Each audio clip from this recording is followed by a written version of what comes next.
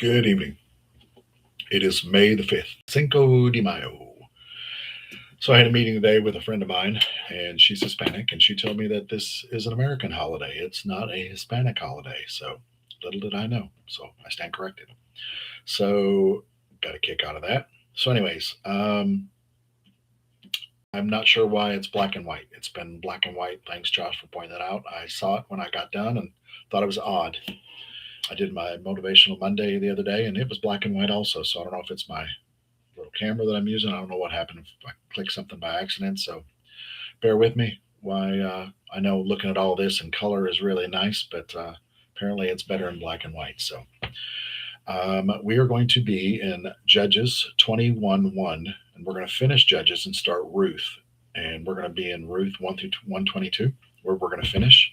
And then John 4, 1 through 42, Psalms 105, 1 through 15, and Proverbs 14, 25. So every night we like to do the Lord's Prayer. So if you'll join in with me, I greatly appreciate it. Our Father who art in heaven, hallowed be thy name. Thy kingdom come, thy will be done on earth as it is in heaven. Give us this day our daily bread, and forgive us our trespasses as we forgive those who trespass against us. Lead us not into temptation, but deliver us from evil. For thine is the kingdom, the power, the glory, forever and ever. Amen. Judges 2:1 through Ruth 1:22. Back in Mizpah, the men of Israel had taken an oath: no man among us will give his daughter to a Benjamite in marriage. Now, back in Bethel, the people sat in the presence of God until evening. They cried loudly. There was widespread lamentation. They said, "Why, O God, God of Israel, has this happened? Why did we find ourselves today missing one whole tribe from Israel?" Early the next morning, the people got busy and built an altar. They sacrificed whole burnt offerings and peace offerings. Then the Israelites said, "Whom from all the tribes of Israel didn't show up as we gathered in the presence of God?" For they had all taken a sacred oath that anyone who had not gathered in the presence of God at Mizpah had to be put to death. But the people of Israel were feeling sorry for Benjamin, their brothers. They said, "Today one tribe is cut off from Israel. How can we get wives for those who are left? We have sworn by God not to give any of our daughters to them in marriage." They said, "Which one of the tribes of Israel didn't gather before God at Mizpah?" It turned out that no one had come to the gathering from Jabesh Gilead. When they took a roll call of all the people, not a single person from Jabesh Gilead was there. So the congregation set 12 divisions on their top men. There was their command: kill everyone of Jabesh Gilead, including women and children. Good Lord. These are your instructions. Every man and woman who had sexual intercourse you must kill, but keep the virgins alive. And that's what they did. And they found 400 virgins among them who lived in Jabesh Gilead. They had several they had they had never had sexual intercourse with a man, and they brought them to the camp of Sheol, which is in the land of Canaan. Then the congregation sent word to the Benjamites who were at the Rimon rock and offered them peace. And Benjamin came. They gave them the women they had let live at Jabesh Gilead. But even then there wasn't enough for all the men. The people felt bad for Benjamin. God had left out Benjamin, the missing piece from the Israelite tribes. The elders of the congregation said, "How can we get wives for the rest of the men since all the Benjamite women have been killed? How can we keep the inheritance alive for the Benjamite survivors? How can we prevent an entire tribe from extinction? We certainly can't give our own daughters to them as wives." Remember, the Israelites had taken the oath. Cursed is anyone who provides a wife to Benjamin. Then they said, "There is that festival of God held every year in Sheol. It's north of Bethel, just east of the main road that goes up from Bethel to Shechem, and a little south of Lebanon, not Lebanon, but Lebanon." So they told the Benjamites, "Go and hide in the vineyards. Stay alert. When you see the Sheol girls come out to dance the dances, run out of the vineyards, grab one of the Sheol girls for your wife, and then hightail it back to the country of Benjamin. When their fathers or brothers come to lay charges against us, we'll tell them we did them a favor. After we didn't go to war and kill to get wives for the men, and it wasn't as if you were in on it by giving consent. But if you kept this up, you will incur blame. And that's what the Benjamites did. They carried off the girls from the dance, wives enough for their number, got away and went home to their inheritance. They rebuilt their towns and settled down. From there, the people of Israel dispersed. Each man headed back to his own tribe and clan, each to his own plot of land. At that time, there was no king in Israel. People did whatever they felt like doing. Once upon a time, it was back in the days where judges led Israel. There was a famine in the land. A man from Bethlehem in Judah left home to live in the country of Moab. He and his wife and his two sons. The man's name was Elimelech. His wife's name was Naomi. His sons were named Mahol and Kilion, all Euphrates from Bethel in Judah. They all went to the country of Moab and settled down. Elimelech died, and Naomi was left. She and her two sons. The sons took Moabite wives. The name of the first was Orpha, and the second was Ruth. They lived there in Moab for the next 10 years. But then the two brothers, Mahol and Kilion, died. Now the women was let now the women was left without either her young men or her husband. One day she got herself together, she and her two daughters in law, and to leave the country of Moab and set out for a home. She had heard that God had been pleased to visit his people and give them food. And she started out from the place she had been living, she and her two daughters in law with her on the road back from the land of Judah. After a short while on the road, Naomi told her two daughters in law, go back, go home, and live with your mothers. And may God treat you with grace you as graciously as you treated your deceased husbands and me. May God give you each of you a new home and a new husband. She kissed them, and they cried openly. They said, we're not going on with you to our people. But Naomi was firm. Go back, my dear daughters. Why would you come with me? Do you suppose I have sons in my womb who can become your future husbands? Go back, dear daughters, on your way, please. I'm too old to get a husband. Why, even if I said there's still hope, and this every night got a man and had sons, can you imagine being satisfied to wait until they were grown? Would you wait that long to get married again? No, dear daughters, this is a bitter pill for me to swallow, more bitter for me than for you. God has dealt me a hard blow. Again they cried openly.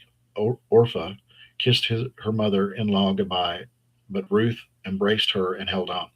Naomi said, look, your sister in law is going back home to live with her own people and God's. Go with her. But Ruth said, don't force me to leave.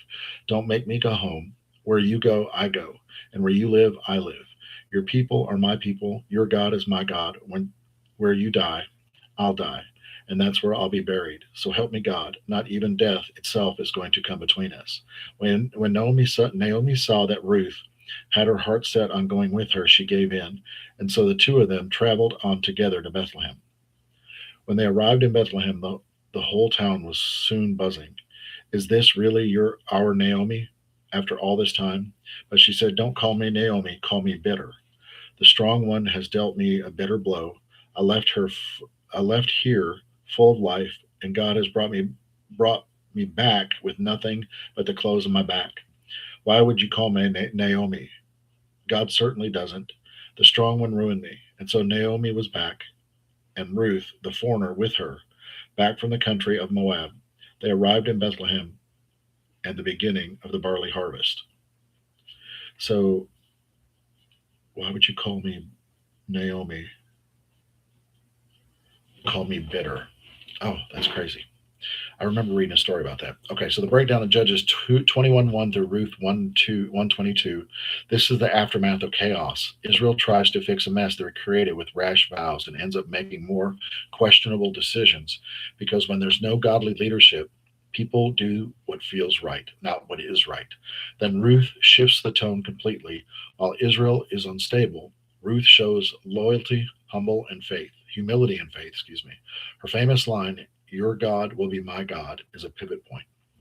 Even in a broken culture, one person's faithfulness stands out. God builds his plan through the committed, not the crowd. John 4:1 through 42. Jesus realized that the Pharisees were keeping count of the baptisms that he and John performed, all through his disciples. Not Jesus did the actual baptizing. They had posted the score that Jesus was ahead, turning him and John into rivals into the eyes of the people. So Jesus left the Judean countryside and went back to Galilee. To get there, he had to pass through Samaria. He came into Sychar, a Samaritan village that bordered the field Jacob had given his son Joseph.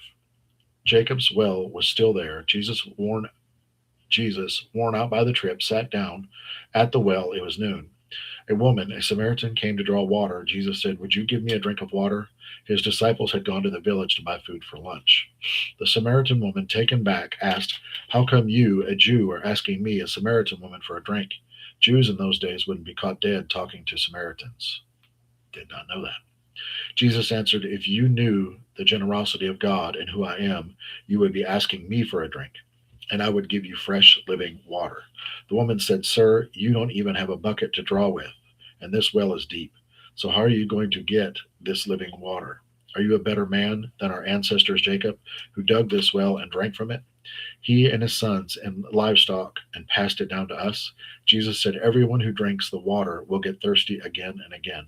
Anyone who drinks the water I will give never thirst. Anyone who drinks the water I give will never thirst, not ever. The water I give will be an artesian spring within, gushing fountains of endless life." The woman said, "Sir, give me this water so I won't ever get thirsty, won't ever have to come back to this well again." He said, Go call your husbands and then come back." "I have no husband," she said. "That's nicely put. I have no husband." "You've had 5 husbands, and the man you're living with now isn't even your husband. You spoke the truth sure enough." "Oh, so you're a prophet. Well, tell me this. Our ancestors worshiped God at this mountain, but you Jews insist that Jerusalem is the only place for worship, right? Believe me, woman. Believe me, woman. That didn't come out right. The time I'm coming when your Samaritans will worship the Father neither here at this mountain nor there in Jerusalem. You worship guessing in the dark. We Jews worship in the clear light of day. God's way of salvation is made available through the Jews. But the time is coming. It has, in fact, come. When what you're called will not matter, and where you go to worship will not matter. Excuse me. It's what you are and the way you live that count before God. Your worship must engage your spirit in the pursuit of truth. That's the kind of people the Father is out looking for. Those who are simply and honestly themselves before Him in their worship. God is sheer being itself. God is sheer being itself, spirit. Those who worship Him must do it out of their very being. Their spirits, their true selves, is adoration. The woman said, "I don't know about that. I don't know that the Messiah, I, I do know the Messiah is coming. When He arrives, we'll get the whole story." "I am He," said Jesus. "You don't have to wait any longer and look any further." Just then his disciples came back. They were shocked. They couldn't believe He was talking to that kind of woman. No one said what they were all thinking, but their faces showed it. The woman took the hint and left. In her confusion, she left her water pot. Back in the village, she told the people, "Come see a man who knew all about all the things I did, who knew me inside and out. Do you think this could be the Messiah?" And they went out to see for themselves. In the meantime, the disciples pressed him. "Rabbi, eat." "Aren't you going to eat?" He told them, "I have food to eat you know nothing about." The disciples were puzzled. Who could have brought him food? Jesus said, "The food that keeps me going is that I do the will of the one who has sent me, finishing the work He started. As you look around right now, wouldn't you say that in about 4 months it will be time to harvest? Well, I'm telling you to open your eyes and take a good look at what's right in front of you. These Samaritan fields are ripe. It's harvest time. The harvester isn't waiting. He's taking his pay, gathering in the grain that's ripe for eternal life. Now the sower is arm in arm with the harvester, triumphant. That's the truth of the saying. This one sows, that one harvests. I sent you to the harvest, a field you never worked. Without lifting a finger, you have walked in on a field, worked long and hard by others. Many of the Samaritans from the village committed themselves to Him because of the woman's witness. He knew all about these things. I did. He knows me inside and out. They asked him to stay on, so Jesus stayed 2 days. A lot more people entrusted their lives to him when they heard what he had to say. They said to the woman, "You're no longer taking this on your way. You're no longer taking this on your say so. We've heard it for ourselves, and you know it for sure. He's the Savior of the world." The breakdown of John 4 1 through 42. Jesus meets the Samaritan woman at the well, someone society overlooked. He cuts through her past and speaks directly to her soul. He offers her living water, not religion, but a relationship that's satisfied. She goes from ashamed to bold, bringing her whole town to him. The lesson here is your past doesn't disqualify you, it can become your platform. When Jesus changes you, you don't stay quiet. Psalms 105, 1 through 15. Thank God, pray to him by name, tell everyone you meet what he has done, sing him songs, belt out hymns, translate his wonders into music, honor his holy name with hallelujahs. You who seek God, live a happy life. Keep your eyes open for God, watch for his works, be alert for signs of his presence. Remember the whole world of wonders he has made, his miracles and the verdicts he's rendered. A seed of Abraham, his servant, O child of Jacob, he's chosen. He's God, our God, in charge of the whole earth, and he remembers his covenant. For 1,000 generations, he's been as good as his word. It's the covenant he made with Abraham, the same oath he swore to Isaac, the very statute he's established with Jacob, the eternal covenant with Israel. Namely, I give you the land. Canaan is your hill country inheritance. When they didn't count for much, a mere handful, and strangers at that, wandering from country to country, drifting from pillar to post, he permitted no one to abuse them. He told kings to keep their hands off. Don't you dare lay a hand on my anointed. Don't hurt a hair on the heads of my prophets. Breakdown of Psalms 105, 1 through 15. This is a call to remember what God has done. It walks through his faithfulness to Abraham and his covenant. When you forget God's past faithfulness, when you forget God's past faithfulness, you start doubling your present situation. Gratitude fuels faith. Proverbs 14:25. Souls are saved by the truthful witness and betrayed by the spread of lies. Breakdown of Proverbs 14:25. A truthful witness saves lives. Simple and direct, truth matters. Your words can either bring life or destruction, no middle ground. The takeaways: don't follow the crowd, be like Ruth.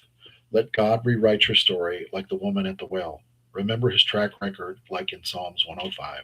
Speak truth because it carries weight.